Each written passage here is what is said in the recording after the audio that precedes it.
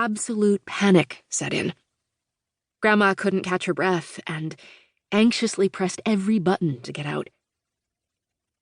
My grandmother was so fearful of enclosed spaces that, even as an elderly lady, she opted to take the stairs. Her claustrophobia was an unwelcome result of the trauma she endured during the anti-Jewish pogroms of 1918 to 1920, when she spent her days hiding in crawl spaces. As a little girl, she was caught in pandemonium as her village evacuated and people ran for their lives. The chaos that she survived shaped fears that haunted her for nearly 90 years. Grandma Anne's story is not about the Holocaust, but rather a prelude, 20 years earlier, of the horror that was to come. She was a young Jewish girl born into a world that refused to tolerate or accept Jews and their way of life. In fact, she lived in a world that did not want Jews at all. As a young teenager, I decided that the intelligent thing to do was to tape record Grandma's stories, so that in years to come, I could write a biography of the events leading up to my ancestors' voyage to America.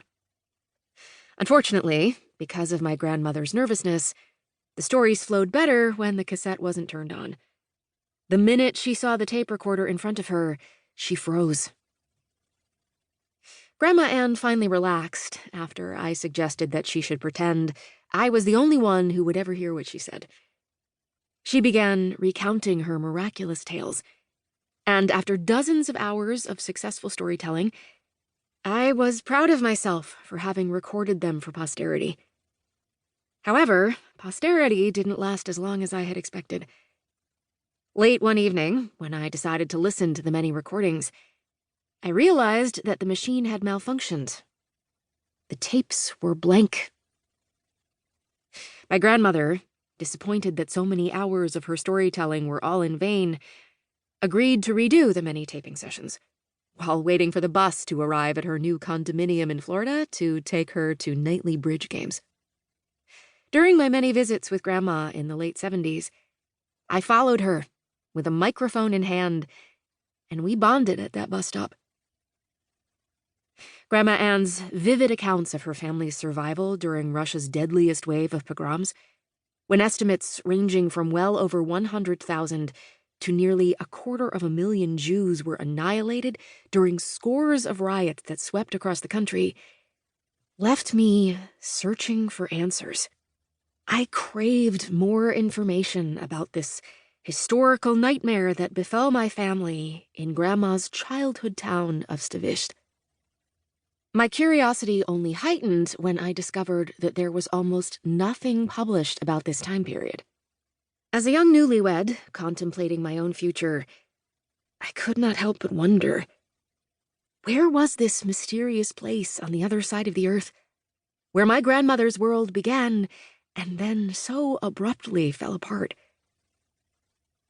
It was upstairs, in a back room of the historic Free Library of Philadelphia, where I first experienced the exhilaration of pinpointing Stavishche on a map. I stood over an old photocopier with a pile of change and printed out sections of the magnified page from a large atlas that covered a 30-mile radius. I then carefully matched the pages and scotch-taped them all together. With absolute delight, I circled all the obscure villages near Kiev, whose names I had heard over and over again during my own childhood. Stavishche, Skibin, Zashkov, Tarashta, Sokolevka, and Belyatserkov.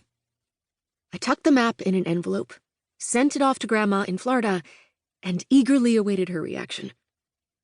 In a letter dated May 25th, 1984, I received a thrilling answer. "Dear Lisa," Grandma wrote, "I'm getting a big kick reading the map you sent. Where were you able to find a blown-up map from the area? I finally saw the town in print where I was born.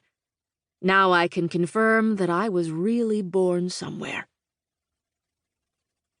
Throughout the years, my thirst for information never ceased. My unyielding determination to piece together the puzzle of the past set me on a path to